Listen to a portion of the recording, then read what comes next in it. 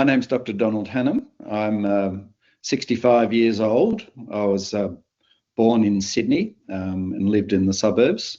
In 2003, we went to Wagga in 2001. I started working at the part-time at the Riverina Dental and Medical Aboriginal Centre. And I got to realise that there was quite a vibrant Indigenous community in Wagga. You know, they were almost the invisible culture. You were not aware of them. They stuck to themselves and you didn't see them on the street so much, which was, you know, very interesting to realise that in some regards they probably separated themselves from the white community down there. Having said that, without being too unkind, the worst racism I have heard people use against others has been in country areas. Some of that I think is because of lived experience with having been engaged with perhaps Indigenous people that haven't done the right thing. But also some of that is, I think, just basic, absolute and utter racist sort of attitude because their parents were racist and their kids will be racist. And that was quite shocking because, you know, having had the influence of my father being a victim, I never understood that, you know, just because you're Indigenous, you deserve to have things said about you. In 2004, we went on a trip with friends, and we actually went up to the top end. We were going to do the Gibb River Road, but unfortunately the Gibb River Road was flooded, so we ended up having to do back roads. We went to small Aboriginal communities where other people would never have gone. We camped on those communities with the permission of the local people. We engaged with a lot of Indigenous people and got to understand some of the issues that they face, but also that they can have a wonderful life where they are. They can be successful, and it was lovely to see successful people. In 2004, as a result of a connection in Wagga, and having been up in that area, and I decided that I would really like to go and work in Aboriginal communities. And I started in 2004 to work in an organisation called Remote Health, which is based in Alice Springs. Remote Health services many Aboriginal communities in Central Australia, and also used to run the Royal Flying Doctor Service, so do the phone and retrieval work for that service. That was an extraordinary experience. From 2004 to 2009, I worked with Remote Health. I would fly up, I would spend 2 weeks up out of Alice, and then I'd come home for 6. So I would go to one community the first week. They'd drop me at Monday morning and pick me up Thursday evening. I'd do paperwork in the office on the Friday. I often worked in the hospital on the Sunday, played golf on the Saturday, and I got to see and learn many things that no one perhaps will have the same experience. I worked out, I spent a total of a year in Aboriginal communities in real time out of those 5 years, or nearly 6 years. That's a year away from my family and away from my children. I don't regret it in any way, but I have to say it, in retrospect and having reflected on things in order to talk about it, there's a lot of relived trauma. You go up with enormous goodwill, particularly as a young person. You expect the best of people, and you know, most of the time that's the case. You do get the best of people. I kept some notes from my first experiences, and obviously every community is different. Even within Central Australia, some are much better than others, and some are still languishing very heavily. What I was very struck by was that a lot of the problems in these communities are very basic. I'm talking sanitation, I'm talking washing, I'm talking cleaning teeth, really basic human sanitation and cleanliness would go a long way to preventing a lot of the health issues that these Indigenous people suffer from. The other thing, of course, is nutrition, which I have to say is not necessarily something they can rectify themselves, because a lot of the shops in those communities, the food product by the time they got there was very marginal, and you just wonder whether some of the providers, the white providers, were actually dumped substandard stuff on them, and you tend to get a bit suspicious of that. There's a lot of I think money to be made in the territory by white people basically providing services to Indigenous people, and whether they're quality or not is very questionable. These basic human needs and the lack of self-care that I experienced in many communities in Central Australia was very disturbing. We spent some time in Uganda, and as a family we did a month of aid work in a village. They come out of little hovels, immaculately dressed and beautifully clean. The Indigenous people in some of these communities up there came out of houses that were provided for them in tattered clothes, dirty, unkept, and totally lacking in any self-care. Which brings me to another point, was that there was a very big division between the very elderly in the communities when I first went up there. So we're talking quite a while ago now, about 20 years. A big difference between the elderly community that had been working as cattlemen and working often on properties, who had a lot of self-respect, a lot of self-care, usually well-dressed, had very well spoken. The next generation didn't have that benefit because, to quote Sam Lovell, the man I was talking to earlier, who was an extraordinary man, he said to me when we did our trip, he said there were two things that he felt destroyed a lot of opportunity for Indigenous people. And he, as I told you, was originally a cattleman himself and had a lot of self-respect. He was one of those sort of elderly men who could stand proud and stand tall. He said, equal work for equal pay, which seems like, well, that of course it should be. And he said the other issue was sit-down money. And by sit-down money, he basically meant that if you get benefits for doing nothing, then you don't have to do anything. And in Aboriginal communities in Central Australia, there obviously it's essentially a welfare state where people have adequate money to live, mainly because everything's provided for them, housing-wise, power-wise, schools, health. The medical centres in Aboriginal communities run by Remote Health, everything is provided for free. They don't pay to go to the centre. They don't pay even for their medications. So this next generation didn't have the same pride in their appearance. They didn't have this, I would imagine, the same self-worth. And part of that is because they didn't have any employment in those communities. There was too much idle time. There seemed to be a large cohort that would hit the towns in Alice Springs and get on the grog, go womanizing, bring back sexually transmitted diseases, and come back to recover in the communities, which I know sounds pretty miserable. And I'm not talking about everybody. I think it's very important to realise that, like everywhere else, it's not the majority of Indigenous people that were living that way in the communities, but there was a significant proportion that was right in your face. They were technically meant to be paid to help care for the community, but you didn't see anybody picking up rubbish.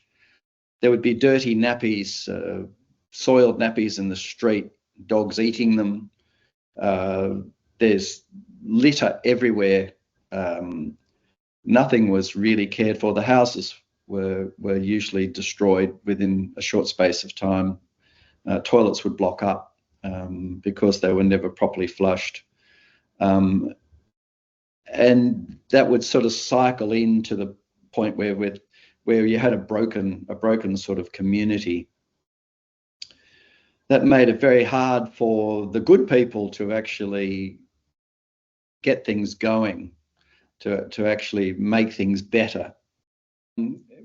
Medically, in communities, as a lack of hygiene and cleanliness, Indigenous children got a lot of school sores, which are staphylococcal and streptococcal infections, what we called impetigo. And as a result of that, post-streptococcal glomerulonephritis and really a condition of the developing world, rheumatic fever or rheumatic heart disease, are rampant in remote Indigenous communities. Both of these highly preventable if you avoided sores and if you treated sore throats promptly.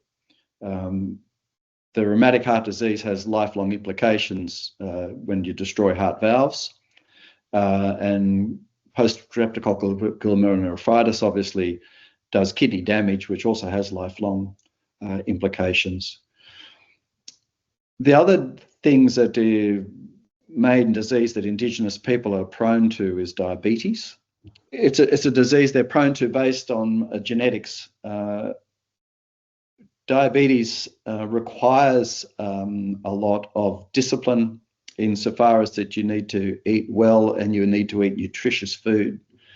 Processed, sugar-laden food, bread, Coca-Cola, alcohol, junk food are destructive for diabetic people.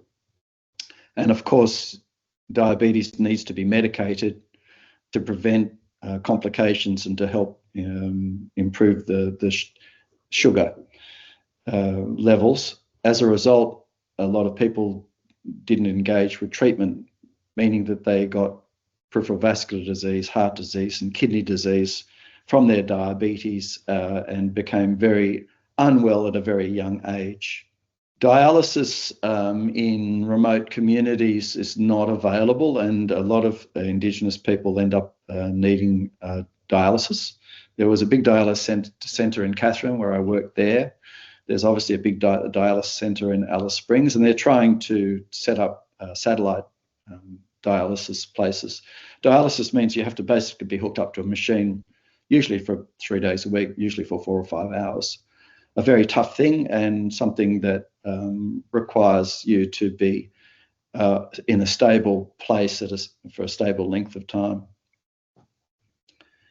Other health problems, pneumonia in general is something that is common. Smoking, obviously, and nutrition are important for lung health. They are prone to respiratory illness, and they are genetically pre-programmed, sadly, that they are more prone to infections generally. I suppose because of the lack of disease burden before the white people came to Australia meant that their genetic system, their immune system hadn't developed to cope with a lot of different diseases that they were exposed to all of a sudden. There was a large meeting held in Darwin where remote health and the powers that be decided they'd have a conference up there to have a think tank. My political naivety was strong at that stage in life, and as I say, I always like to think of the better of people. What I didn't realise, of course, is that the agenda had been preset and the outcome really had been preset. We were all put in small groups. We were to come up with ideas to try and improve how the service delivery within Aboriginal communities, how to improve the lot of Indigenous people. At the end, they came up with a set of things, and we thought everybody sort of looked at each other and said, where the hell did that come from? But they gave me a chance, which I was quite surprised. I actually addressed the whole meeting, and there were a large number of people there. I suppose I vented some of the frustration I had about health and health delivery, insofar as that we were providing all this free service and free medication, but the engagement was poor. A lot of that has to do with Aboriginal psyche, insofar as if I'm not sick, I don't need to be treated. The idea of preventative health for a lot of remote Indigenous people is not a concept that they engage with. And going to hospital is where people die. They go into Alice Springs Hospital and never come back. So they're very late presenters with very serious pathology.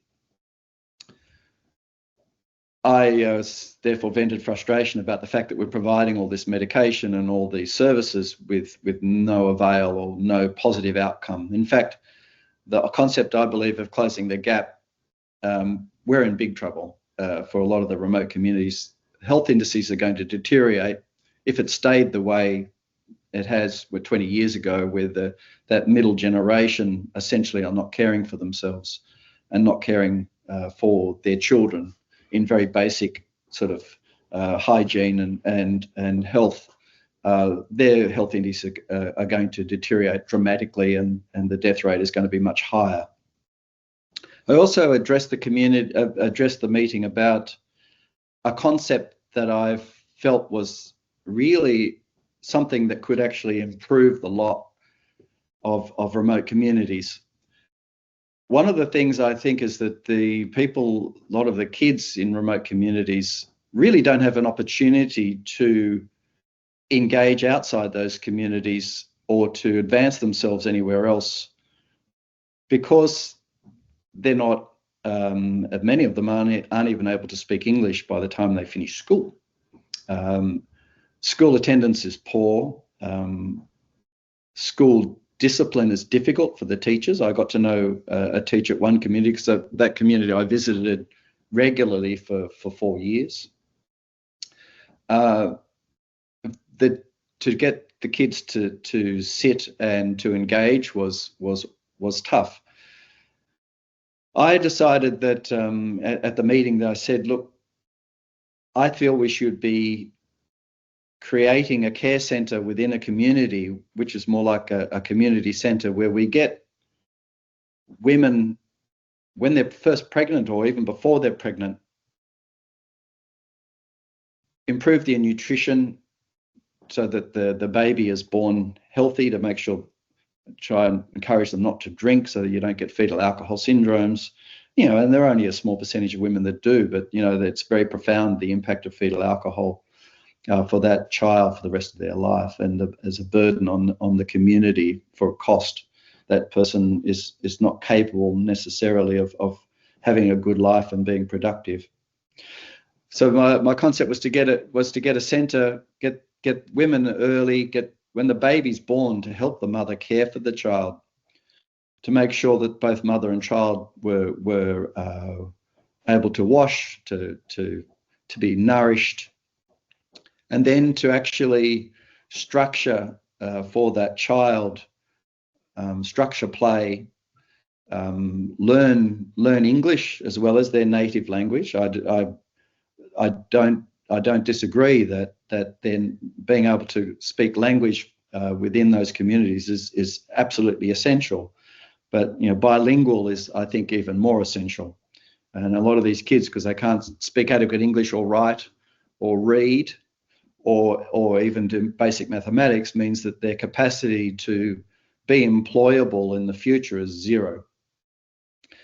So get them through to basically primary school, and then by then, if they have enough English and some self-discipline, that they can start to learn properly. What I did observe was that as Aboriginal mothers are very, very good at breastfeeding their children and looking after their babies. But once that baby leaves the breast, which is usually when they're mobile, often as toddlers, because they breastfeed for quite a while, that child then has to run with the mob and basically has to start fending for themselves. And I could show you innumerable growth curves of children where their weight gain and their height went up on a normal trajectory, and as soon as breastfeeding stopped, their growth weight plummeted, and then their growth curves never recovered till they became teenagers. That child has to try and fight for themselves to get adequate nutrition. And I did see and experience where families were feeding people, and the kids, you don't sit down at with a plate full of food that you are expected to eat. It's a different culture in that regard, and therefore the kids were often malnourished. I saw kids turn up to the clinic with pieces of white bread and cans of Coca-Cola, and that was their breakfast, which never goes well. One other thing I'd like to say is that I was able to engage very well with one particular community. I won't name it because I don't want that community to be put down, because I loved being there. I got to know people very, very well. And after coming and going there for a year, they then started to realize that I wasn't going away, and they started to trust me more. One of the most extraordinary experiences I had in that community was I was asked by an elder to go and do welfare checks on the young, what traditionally would have been young men, but I have to say were more young teens who had been initiated.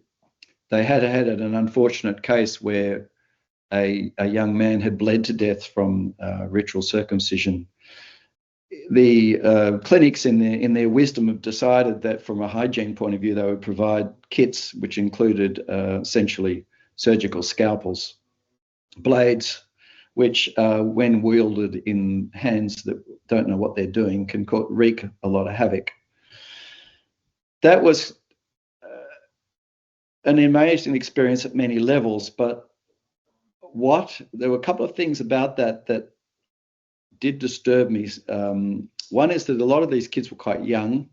I'm not sure that a lot of it was actually voluntary. A lot of the kids were rounded up as they did a sweep through the language area, that the lands of their language, and they were put into a camp and they were initiated. I mean, traditionally, I think initiation in an Aboriginal sense meant that you were able to take a wife and that you were recognised as a man. That still has similar implications, but for children who are only 13 or 14 or 15, once they went through ritual procedures, they then, within their own psyche, decided, well, I don't really need to go to school. I'm now a man, and I can start having relationships with women. That essentially then meant that they went on another trajectory, having not necessarily been well schooled in the first place, although some kids were actually in boarding school and actually were brought out to the community from boarding schools from Adelaide and Alice Springs, and were very well educated young men.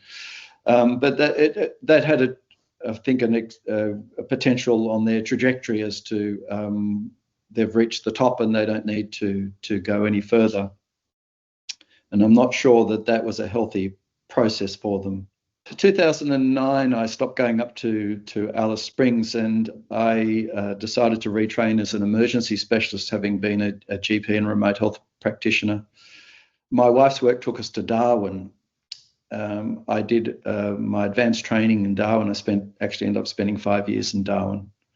Darwin is very different to Alice Springs, and the top-end Indigenous communities are different to a lot of the Central Australian communities and have different problems. Darwin has many layers. There are many Indigenous people well integrated into urban society. having normal jobs. I know that sounds almost derogatory thing to say, but you would go into a bank and the Aboriginal person would be working as a teller or as a working as a manager. So you're engaged more on a normal level compared to what I was engaging in Central Australia, where they were part of the community. They worked in the community. They were schooled in the community. They engaged with white people, and it was a very eclectic. So there was a lot of intermarriage with Asian, white, and Indigenous people, and it was very much a melting pot.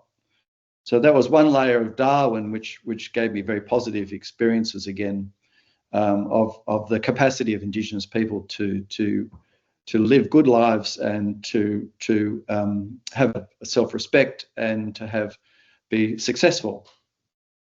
But there was also another layer of what they called themselves long grasses, or we call countrymen. They were community people that came in to Darwin, basically would camp.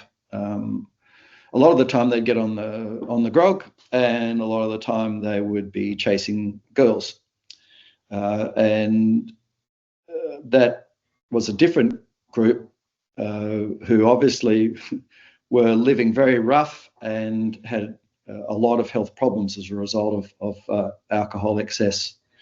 And we would see in the hospital setting a lot of very sick Indigenous people who were living rough. And there's a disease up there called melioidosis, which comes from the soil, and a lot of these country Indigenous people would get melioidosis because you either inhale it or it goes through broken skin.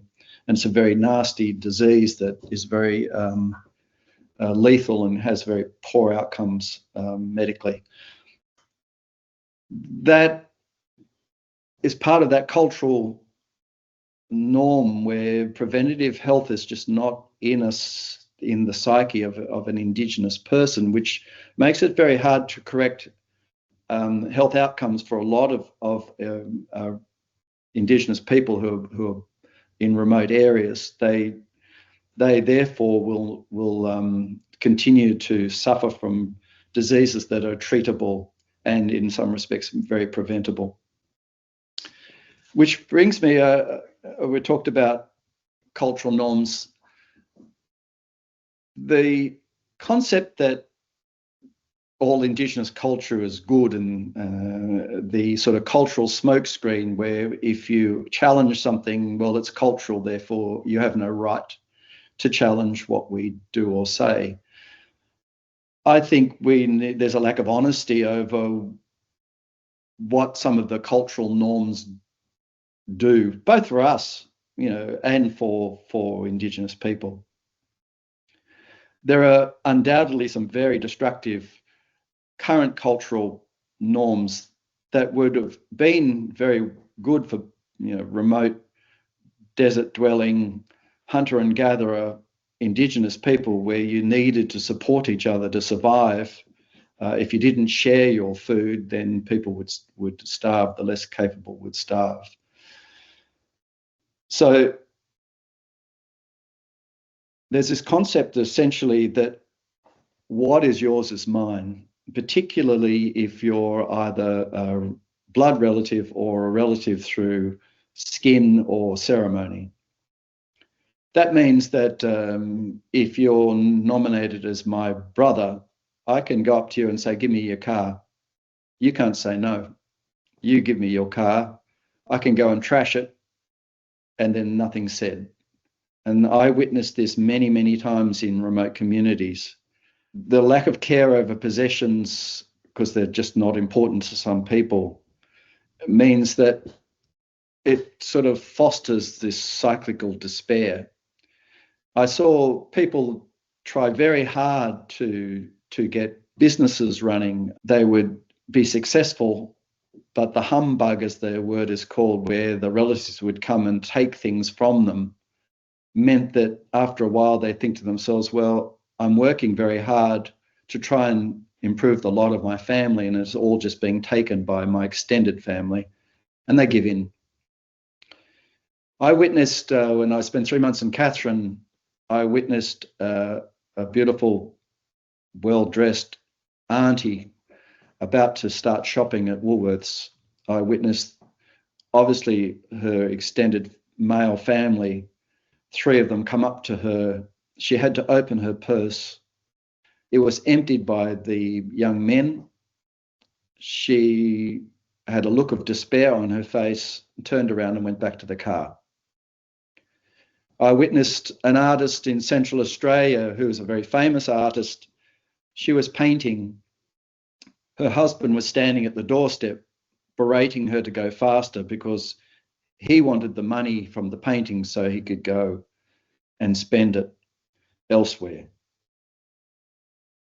Because you can't prosper and because you can't accumulate, it makes it very hard for Indigenous people to care properly for their family and to provide for the future. This is a very destructive cultural norm in today's society.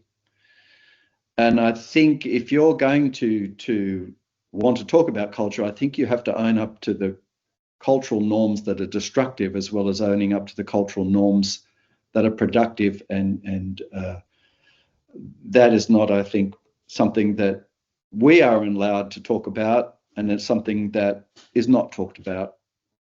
I remember being in one community, which is sort of upper central Australia, and I was about to leave and someone came in who'd been stabbed.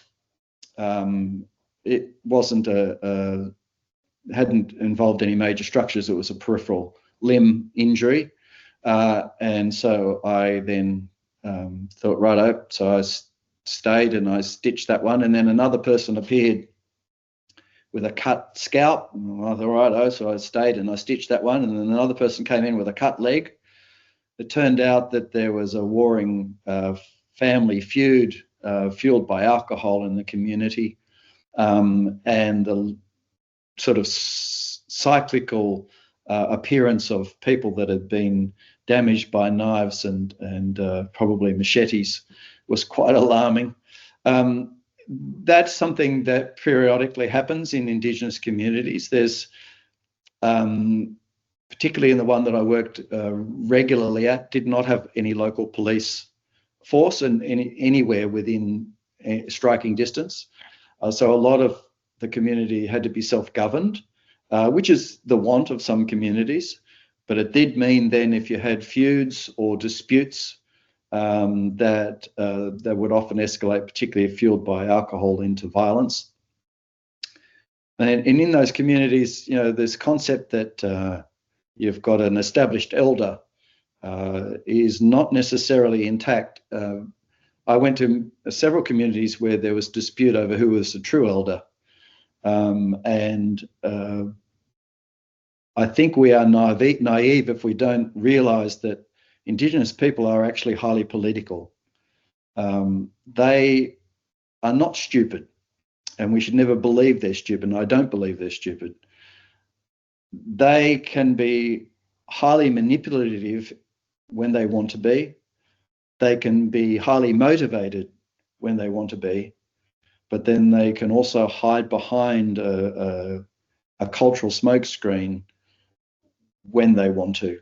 And I'm not talking about everybody, of course, but there's something that I experienced time and again in communities.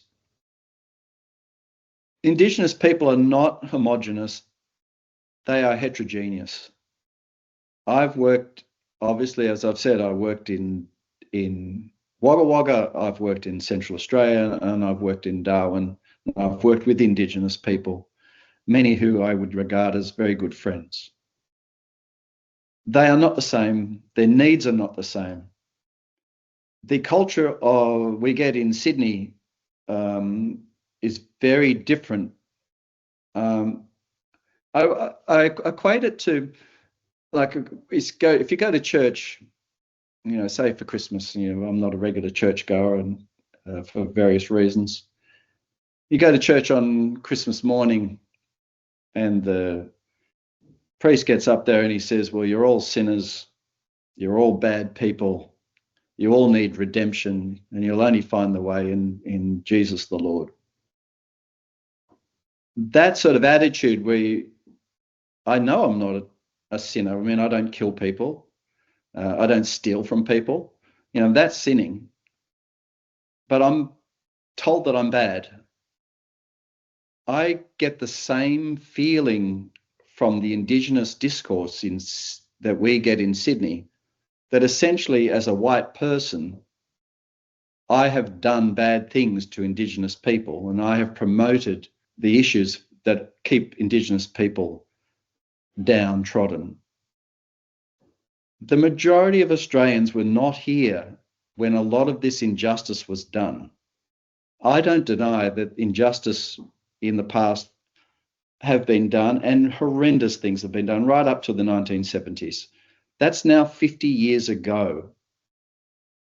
My concern is that if you continue to carry on with the blame game, if you carry on with the blame game, it means that you don't really have to get on your feet and do something constructive yourself for your people.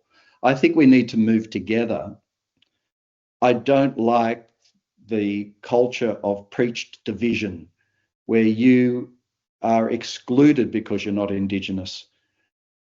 I don't like the culture that says we are different. We are all human beings.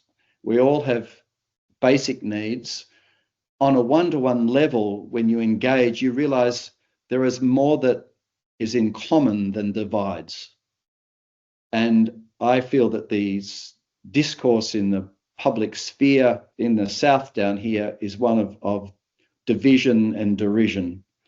And I find that that is not in any way helpful for moving forward with improving the lot of all Indigenous people. I particularly don't like the fact that, as a person who has worked genuinely with very marginal Indigenous people that need an enormous amount of help, I don't like being preached to by a person who identifies as an Indigenous person who is white-skinned and blue-eyed. I know that sounds politically incorrect and not woke, but when you see what real remote Aboriginal people have to try and struggle with, a person who has enormous opportunity and capacity to do things for themselves in a community where they don't necessarily look different from anybody else, and therefore will not just have an inherent racism based on their appearance, I find that offensive.